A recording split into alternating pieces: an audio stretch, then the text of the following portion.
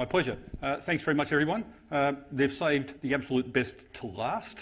And you might laugh about that, but when you hear what I have to say, you might change your mind, because this is quite important.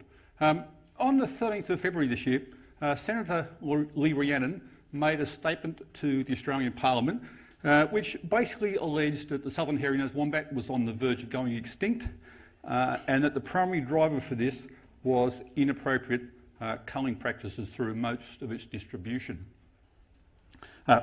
Whilst it says, and this is legal, I want to tell you up front, that is not legal, but just to clarify that so that you all know what's going on. Now, she came to these conclusions after speaking to a number of conservation agencies, and you may recall late last year there was an incident that occurred in the Murray Lands where there was an allegation of a farmer burying a whole bunch of wombats when he bulldozed some warrens. And yes, that is the Dalai Lama. So you can see the sort of influence that these organisations can have on policy development and the public awareness. These statements, though, are 100% opposed to what every single landholder says to us about wombats.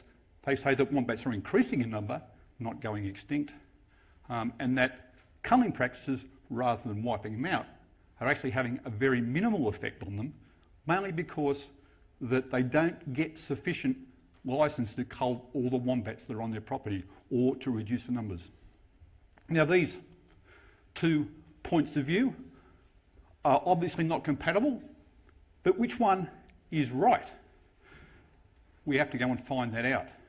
Luckily, we have a tool. This is a satellite image of the Nullarbor Plains region in South Australia. That's the head of Bight on the right, the white area, and over at the left, the airfield, that's the Nullarbor Plains National Park. And back in the 80s, they realised that satellite imagery would be a useful tool to actually work out where wombats are. Unfortunately, back in the 1980s, Landsat imagery like this was not very good resolution. So when you zoomed in on it, you got these strange sort of blurs. Luckily, though, technology has moved on, and that same imagery today can be seen with extraordinarily degree of resolution. In fact, you can actually see the wombat warrens there. Not only can you see the warrens, in some cases like this, you can actually count the number of burrows in each warren. And that has allowed us to map the distribution of wombats, oops, go back one, no, I won't bother, to an extraordinary degree of accuracy. And what we've found is that the wombat population covers an area roughly like that. Well, not roughly, exactly like that. From the far west of far west in Western Australia, this is around Kaiguna, about 350 kilometres across the border into Western Australia, and you can clearly see the warrens and interlinking trails there. To this area just to the north of Yalata, and yes, every white dot on that image is a wombat warren. To the Gawler Ranges, and this is Hiltabar Station, a Nature Foundation property in the Southern Gawler Ranges region. Back in the 1970s and 80s, wombats were described as inconspicuous on Hiltabar Station. As you can see, they're not quite so inconspicuous today.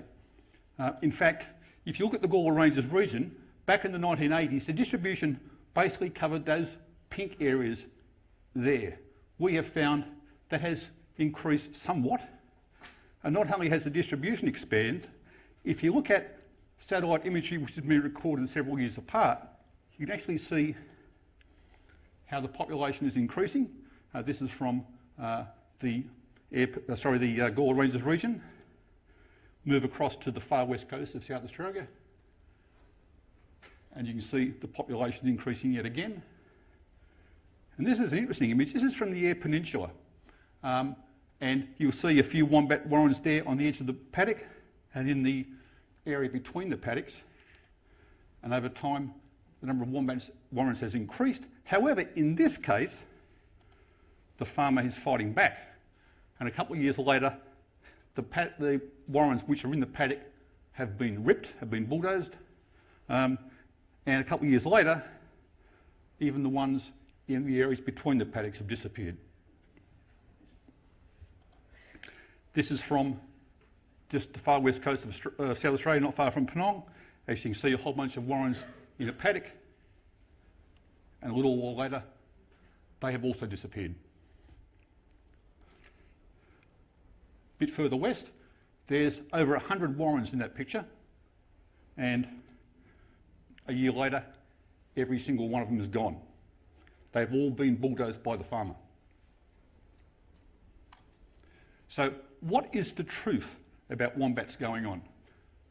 No, they are not going to go extinct, and yes, they are increasing in number.